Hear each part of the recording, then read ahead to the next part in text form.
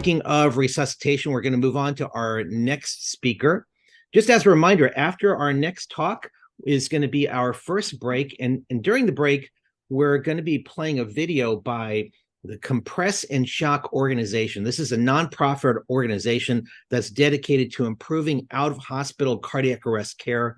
So while you're refilling your coffee, take a listen to this video after our next speaker. Our next speaker is Dr. Corey Slovis. Dr. Slovis is one of the most recognized names in emergency medicine, certainly at conferences all around the world, and one of the true master teachers in our specialty.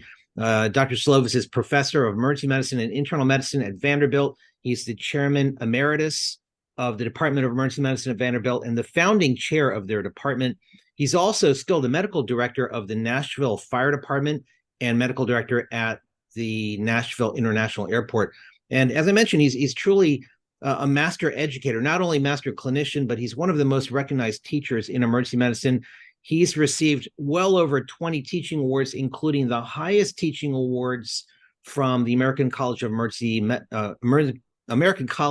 Physicians, the American Academy of Emergency Medicine, and the Society for Academic Emergency Medicine.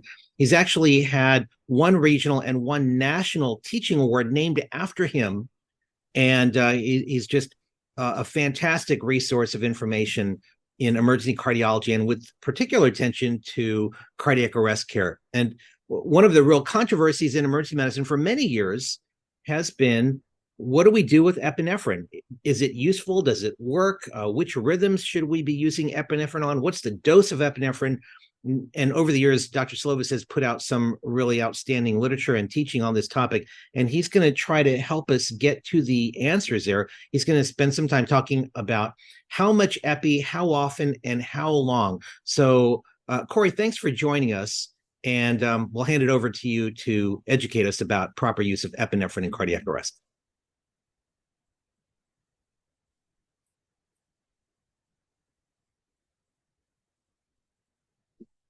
Well, good morning or afternoon, and perhaps for those of you that have heard me speak before, good night. I'm going to be talking about the role of epinephrine as of today.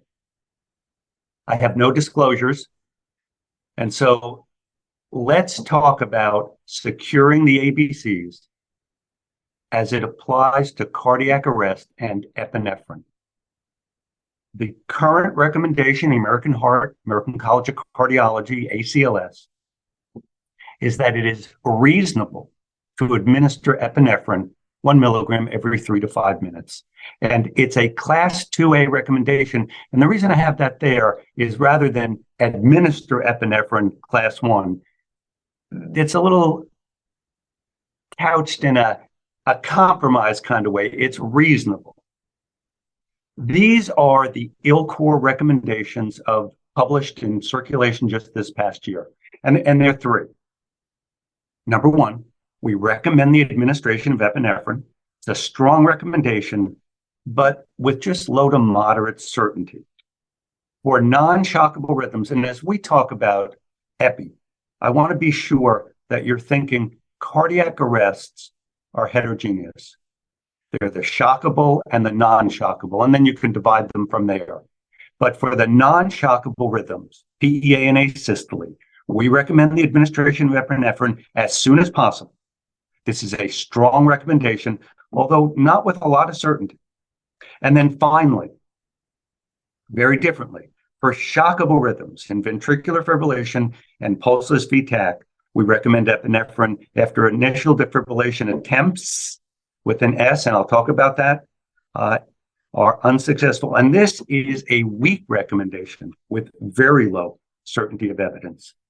Epinephrine is a great drug, or should be a great drug in cardiac arrest.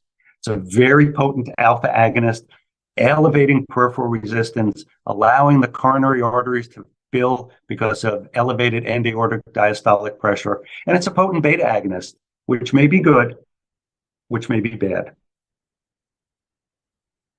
The reason we give epinephrine is based on a few studies by the fathers of ACLS modern CPR from Baltimore, Hopkins, Baltimore City Hospital, University of Maryland. And they used small 10 to 15 kilogram dogs and tried different drugs. And what they found was 1 milligram of epinephrine was most likely to restore circulation. And most of what we do is based on this study done in the 60s on 10 dogs. So I'm going to jump around a lot. You've heard two speakers before me who are just wonderful in their ability to present in a calm way. I don't have that talent, so I'm jumping around. However, just because it's so hard to learn, especially more than 5 things, I will be providing take-home points. I believe there are 5 causes, 5 steps, 5 reasons for everything. So 2 sets of 5, 10 take-home points. But I promise at the end, just 5 summary key points. Epinephrine has been questioned for almost 60 years. Is it really the right drug? And I'm not going to bore you with all the editorials, but the first major question that came up was, if 1 milligram of epinephrine is the right dose in 10 kilogram dogs, then shouldn't we be giving larger doses to 60 to 100 kilogram humans? And so a number of studies were done. The adult studies in the 90s, a ped study in the early 2000s. And what they found was that epinephrine was a dramatic success. It improved ROSC, it improved survival to the ED, and a lot more patients were admitted. I was at Grady Memorial Hospital in Atlanta during this time. We never admitted people. They came in, they either had received or we gave them epi in the ED, and they all died. This was the experience of inner city hospitals in the 70s and 80s. As we began to give high-dose epinephrine, it was almost miraculous. The only problem was, and these studies all pointed it out, epinephrine returned ROSC. It returned return of spontaneous circulation, but it didn't improve neurologic outcome. It only prolonged ICU stays and costs. Well, then others have asked, and there's an article from just a few years ago by the Seattle group led by Mike Sayer, is perhaps we're giving too much epi. And so this is more than 2,000 patients, and they looked at 1 milligram of epi versus 0.5 milligrams of epi. And what they found was standard doses, you can see on the slide, that's 1 milligram of epi. So when they did half dose, 0.5, there was no difference. It provided no benefit. It wasn't deleterious. It just provided no benefit. So my next take home is high dose epi, more than 1 milligram per dose. Although it significantly improves ROSC and hospital admission, it doesn't seem, based on multiple studies, it doesn't improve neurologic survival. And low dose offers no advantages. So at the present time, 1 milligram every 3 to 5 minutes appears to be the right dose. Is it effective? This has been asked over and over. And the first study came from Canada, from Ian Steele and colleagues. And what they did is they looked at using epinephrine versus those patients that didn't get it. And they found that all medications, including epinephrine, decreased survival. This is a correlational study. This is not a randomized trial. When ACLS drugs were compared to advanced life support, but no IV drugs, this study out of Oslo that appeared in the late 2000s, they found that the ACLS drugs, including epi, improved ROSC, didn't improve survival. And then a meta-analysis in 2014 showed the same thing. Epi improved ROSC, but not long-term survival. And so up until recently, there really wasn't good objective evidence in controlled trials that epinephrine was more effective than placebo. So epinephrine is the drug of choice. We're using it. But until very recently, there wasn't a good comparison trial of epi versus placebo. Just suggestions that maybe epi wasn't that great. And so people started saying, well, maybe if it was given sooner, it would work better. And I want to say the original studies show that if you give epi earlier, you're much more likely to have people alive. Or I'm sorry, you're much more likely in this study to have dogs alive. But this has also been done in humans. This comes from JAMA Network, just about a year or so ago, 41,000 adults. This is Resuscitation Outcomes Consortium data. And what they did is they did a time-dependent, tried to match the patient's propensity analysis. And so take a look at this.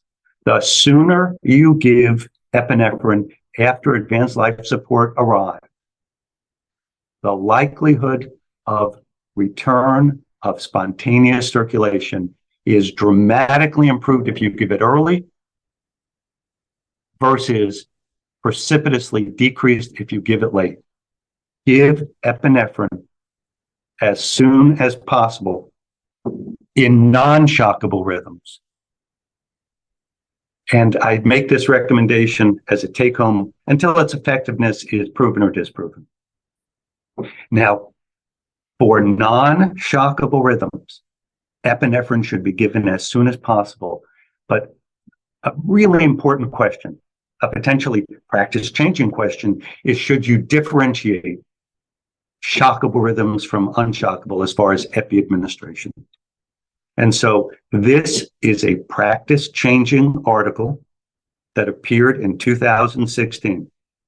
And what they did, this is 300 Get With the Guidelines American hospitals. They looked at whether epinephrine given before the second shock was advantageous. Because if epi is so good, you want to get it on earlier. And so in many hospitals, people were saying, okay, give it. As you just heard in the prior talk, the only thing that reverses VFib and pulseless VTAC, the only thing is defibrillation. As Sheldon was saying, as Dr. Cheskis was saying, the only thing is early defibrillation. Whether you do it double sequentially, anterior posteriorly, or to start interlaterally. VFib, shock. But people were giving epi before the second shock. And so let's take a look at the data. If you give epi before you've shocked defibrillated at least twice, you will decrease the incidence of ROSC. You will decrease the likelihood of survival. And the single most important variable whenever looking to analyze cardiac arrest literature is this. What is the likelihood of neurologic outcome that you would want? What is the likelihood of good neuro outcome? Take a look at this. 25% likelihood if you gave epi before the second shock, 41%. A absolute increase of 16%, but a relative increase of just about double that. All of these differences are statistically significant. Wait for at least the second shock before you give epinephrine in ventricular fibrillation or pulseless VTAC. So, for years, we've argued about epi, and it was like, is there ever going to be a large double-blind placebo-controlled trial to test the drug we're giving to now millions of people that have had cardiac arrest? And so this is the study. In 2018, 4 ambulance services from the United Kingdom, led by the London Ambulance Service, did a double-blind placebo-controlled trial, 8,000 patients, 4,000 got standard epi, 1 milligram Q305. The other half got placebo. They looked at survival and neurologic outcome. And this is what they found. If you looked at ROSC and EMS transport, epinephrine is without doubt highly effective to get a pulse back and to get someone to the hospital. And once they got to the hospital, just like we saw with high-dose epi, epinephrine administration significantly increased the likelihood of that patient being admitted to the hospital. 8% without epi, 23.8% with epi. You see the OR there and the confidence intervals. There is no question that epi improves the likelihood of a pulse, of you getting the patient to the hospital, and them surviving to be admitted. Here's 30-day survival. Epinephrine works. Epinephrine will increase 30-day survival. No question. However, when you look at neurologically intact, Rankin 0 being no deficit, 1 requiring a neurologist, at least for me, 2, the patient, and 3, the patient is impaired, but can toilet themselves, ambulate, and feed themselves. When you look at Rankin 0 to 3, there was no statistically significant difference. There's no statistical difference because the numbers are small, but please look at this, and I'll come back to this point repeatedly. Although epinephrine improves survival, it doesn't improve neurologically intact survival, and not statistically, but number-wise. Look at the percent of severely impaired, Rankin 4 and 5, bedbound, cognitively unable to respond, tube-fed, can't toilet, Rankin 5, vegetative state. That's the problem. And it's the titration of knowing how much and when to give epi that I want to talk about. So as I do that, I want to say that in resuscitation a year and a half ago, they looked at these results at 6 and 12 months. This is the Paramedic 2 trial that I just talked about at 6 and 12 months. And I want to look at the 6-month survival here. There was increased survival, 117 versus 85. More people, not statistically significantly different, but more people survived if they got epi. When you looked at favorable neurologic outcome, there were 20 more people that had a favorable neurologic outcome who got epi. And so that's really a case for epi. So 20 more people looking good, but 11 more patients are neurologically left devastated if they got epi rather than placebo. So more survivors, more favorable neuro, but more unfavorable neuro, neurologically devastated. And it comes out to be about a quarter more are alive at 6 months, neurologically devastated if you use epinephrine instead of placebo. So I want to give 3 conclusions to this study, all of which are valid. Epinephrine in out-of-hospital cardiac arrest improves ROSC and the likelihood for hospital discharge. That's a positive result, a positive conclusion. A more nuanced one, epinephrine does not improve neurologically intact survival in out-of-hospital cardiac arrest. But there's also this conclusion, a negative one. Epinephrine in out-of-hospital cardiac arrest just increases the likelihood of being neurologically devastated without significantly increasing the number of neurologically intact survivors. Now, I'm not going to leave you with whatever conclusion you want. I'm going to give you my biases, but I want to just spend a few more studies talking about how to use epinephrine in a rational way. And so take home number 7, even after a large double-blind placebo-controlled trial, the role of epi is not clearly or definitively defined. And so people have said, well, maybe we ought to give less. And so this is a great study.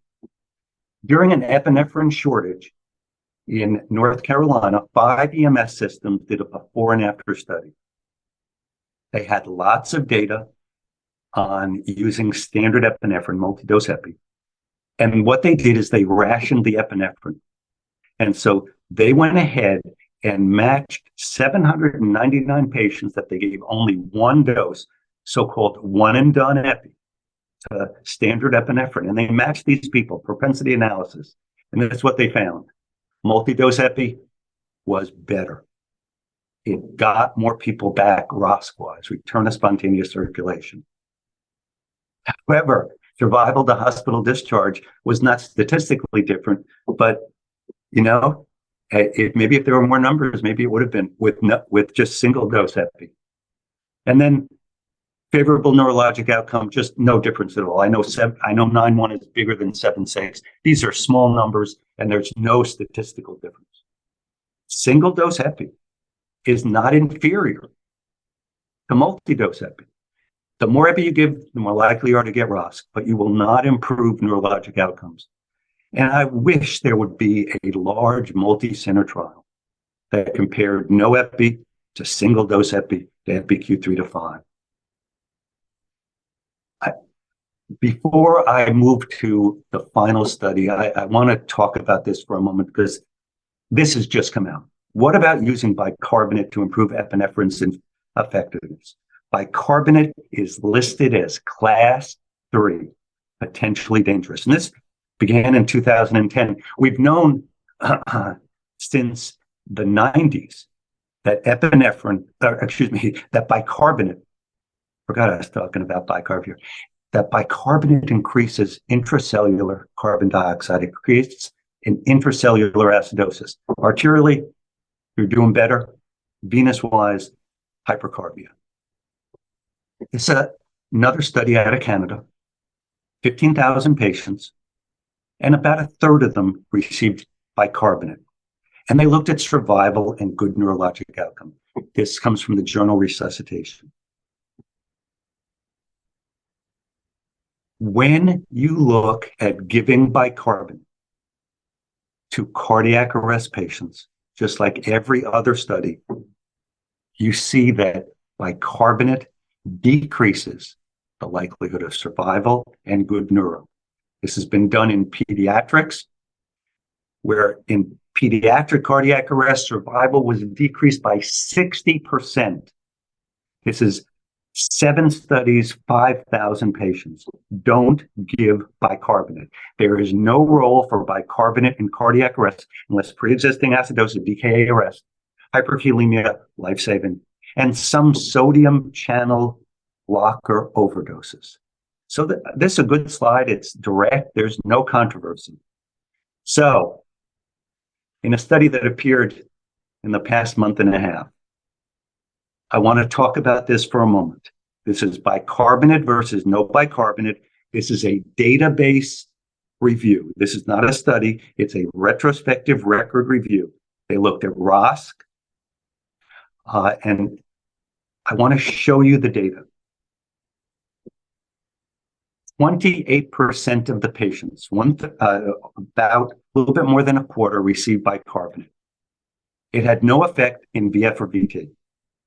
But the administration of bicarbonate improved the return of circulation and survival in asystole. The use of bicarbonate improved survival in PEA. Maybe we ought to use bicarbonate. This is the original bicarbonate study done by Redding and Pearson in 1968. Yes, bicarbonate creating a less acidotic environment in the arterial system does increase return of circulation. They gave bicarbonate very quickly here. The study I've just shown you, the ROSC that they're reporting was at an average of 30 plus minutes. This study does not look at neurologic outcome. Yes, it improves survival, but I think it probably improves survival in patients after 30 minutes of cardiac arrest who are neurologically impaired, that you're creating more damage rather than less. Until there is a study that looks at neurologic outcomes, I have a very, very strong bias and belief that bicarbonate is a bad drug to give in cardiac arrest. No study that's looked at survival with neurologic outcome has in any way suggested bicarbonate helps. All of them have shown it's deleterious. Don't use it until a good study comes out. Last study, I promise. This appeared online in Chest just about a month and a half ago. And what they did is they tried to evaluate all of the available evidence on epinephrine. They did a randomized effects meta-analysis. It's up to June 2022 in their There hasn't been a major study since then. I just want to focus on the epi data. This only looks at randomized controlled trials. This is what they found. And this is really the state-of-the-art knowledge of epinephrine you want to possess. Epinephrine will significantly increase return of spontaneous circulation. Epinephrine will significantly increase hospital admission. Epinephrine will significantly increase survival to discharge in patients with non-shockable asystole and PEA arrests. Epinephrine will not increase survival compared to placebo, survival to discharge in VF or pulseless VT. And I have blown up their conclusion taken directly from the text. Standard dose epinephrine may have no effect on survival with good neurologic function outcome compared to placebo. So how do I put this together? How do we work as clinicians to do the best we can for the patient in cardiac arrest and her or his family that is going to deal with our results? These are my recommendations. That you use the termination of resuscitation criteria that Lori Morrison and her group, Sheldon and others in that group, have suggested. In an unwitnessed arrest that does not have the FVT, that does not get ROSC, and I've added the Jabra with epinephrine, it's time to stop. And that time to stop is probably after 2 to 3 doses, less than 5 doses for sure, of epinephrine. But don't just use that. I mean, if you have to, that's a good recommendation. You can even be better with more objective evaluation. The first is end-tidal CO2, which is now standard. If you're doing high-quality compressions, and the end tidal is either low, below 10, below 15, perhaps even below 20, or it's fallen as you're doing optimal care with epinephrine, I think it's time to stop. And as you heard in the first talk by Haney, if you can use ultrasound and you have no cardiac motion and you have a falling end tidal and you've given epinephrine, it's time to stop. Yes, you can get that heart back or some of them back if you just pound them with epi, but they will not be neurologically intact. If epinephrine is not generating a perfusing rhythm and the end tidal is falling, stop, especially for asystole. And as you heard, put the probe on or routinely shock asystole at least once. And I also recommend this for slow-wide PEA without a reversible cause. Remember, VFib shock, PEA, look for a reversible cause. So after more than 60 years, we have essentially one study that shows epinephrine improves ROSC, hospital admission and discharge, and even the absolute number of neurologically intact survivors, but also increases the number of neurologically devastated patients. It's my final take home, and I'll do 5 summaries, 5 key points, and stop. The case for or against epi and CPR is still not resolved after more than 60 years post the original epinephrine studies. My strong recommendation, what I would do for a loved one, is to use epinephrine judiciously, but not be overly aggressive in those unlikely to return to a life worth living. Falling end tidal, prolonged arrest, no cardiac motion, or a prolonged downtime. And please, in this era of equality, don't make all patients equal. Please, I'm not talking about race, creed, color, point, national origin, sexual preference, or identity. In someone who is found down, don't treat them like someone who has a witnessed arrest. In someone who has multiple underlying problems like widely metastatic cancer, don't treat them like a young, healthy patient with sudden death. Go longer or shorter based on every variable you can use. Objective variables. These are my final 5 points. Epinephrine is still the drug of choice in cardiac arrest. It improves ROSC, admission, and hospital discharge. It does not improve the overall percentage of neurologically intact survivors. And right now, it's unclear if more than one dose of epi really makes a difference. My firm belief at the present time is that you use termination of resuscitation criteria, unwitnessed, no shockable rhythm, no return to circulation, and you've given epinephrine. Look at the end title. You should have that. And more of us have ultrasound available. If you don't, I would shock asystole very early on. But falling end title, giving epi, prolonged downtime, it is time to stop. Our job is to secure the ABCs. And right now, epinephrine is the drug that we use. How long to use it, the dose of epinephrine, whether we'll find something better remains to be seen. It is a privilege to be able to speak at this conference. I have taken you on a journey of epinephrine. I've tried to focus on the fact that epi will get a pulse back. It may not get a brain back. The more epi you give, the longer you go, the more likely you are to have ROSC without neurologically intact survival. Thank you very, very much. All right. Well, final 5 words. That was awesome, Dr. Slovis. So thank you so much.